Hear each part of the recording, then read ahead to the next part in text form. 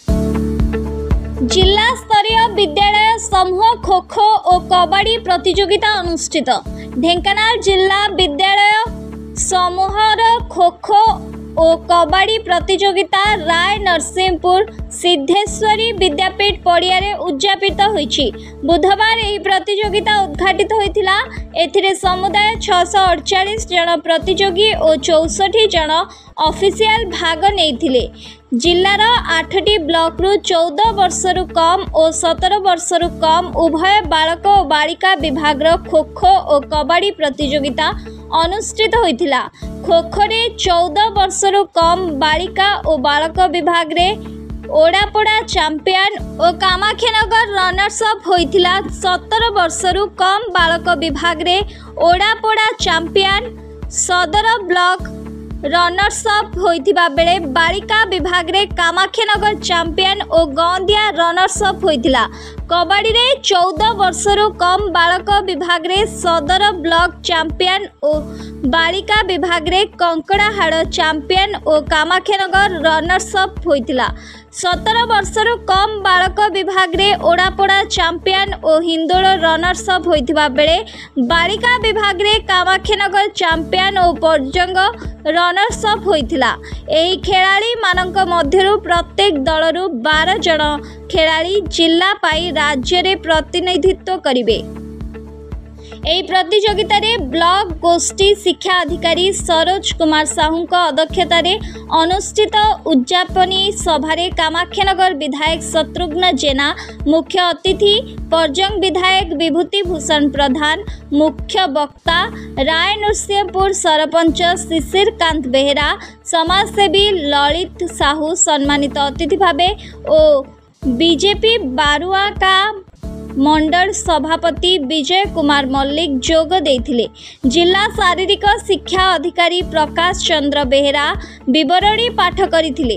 सिद्धेश्वरी विद्यापीठ प्रधान शिक्षयित्री वैजयंती माला षडंगी धन्यवाद अर्पण करथिले।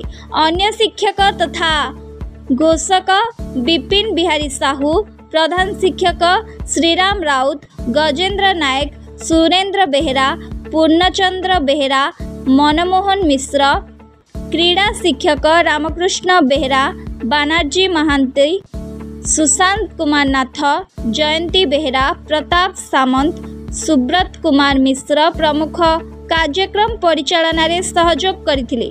कामाख्यानगर अक्षय कुमार नंदन report, Dhenkanal news. बहुत खुशी कथा, आनंदर कथा, गौरवर कथा। आज जिला स्तरीय कबड्डी एवं खो खोर प्रतियोगिता 4 दिन धरी चली आज उद्यापन होती।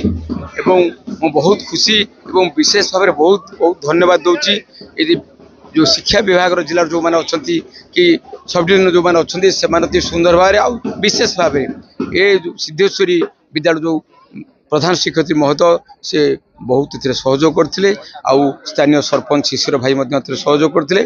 सर्वोपरि ये अंचल समस्त गुरुजन माने सन्ना युवक मैंने समस्त सहयोग करते। से मो तरफ बहुत बहुत धन्यवाद। देखु आज कामाख्यानगर ब्लॉक सिद्धेश्वर उच्च विद्यालय रे जिला स्तरीय कबड्डी एवं खो खो प्रतियोगिता होउथला। एठी 8टी ब्लॉक जो स्कूल गुड़िक सिलेक्ट होते आज प्रतियोगिता रे भाग नहीं यू राज्य को से माने खेलवाई जीवे जो माने जिलू आज प्रतियोगिता रे आगु को जीवे। आगामी दिन रे पुरी एवं सुंदरगढ़ ठारे खेल अनुष्ठित हब। सेठी प्रतियोगिता रे जो माने सक्सेस हेबे से माने राज्य को खेलवाई जीवे। तेणु मु निश्चित भाव रे खेल प्रति राज्य सरकार जो आंतरिकता अच्छी खेल कूद को बढ़ावा पाई जो अभिनव प्रयास अच्छी ताकू मु धन्यवाद देवी। केंद्र सरकार फुटबॉल माध्यम रे पिला मानकु हृष्टपुष्ट करवा एवं खेलर भविष्यत रे आगु को खेल केमती बढ़ियो तापे जो योजना नहीं खेल कूद इंडिया ना रे फुटबॉल प्रदान करुचंती ताकू मध्य मु धन्यवाद देवी। एवं कबड्डी एवं खो खो रे राज्य को जो माने प्रतिनिधित्व करेंगे जिलू आम जिला जदि से पर्यंत जीव मु समस्त प्रतियोगी को धन्यवाद देवी। एवं शिक्षा क्षेत्र में थिबा पीटी टीचर हेडमास्टर एवं जो मैंने लगी खेल को आगू बढ़ाई समस्त को धन्यवाद देवी।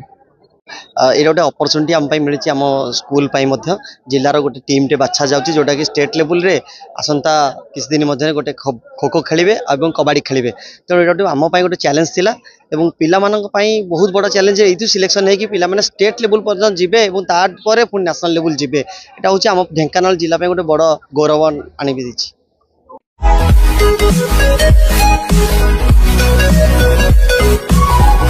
Thank you.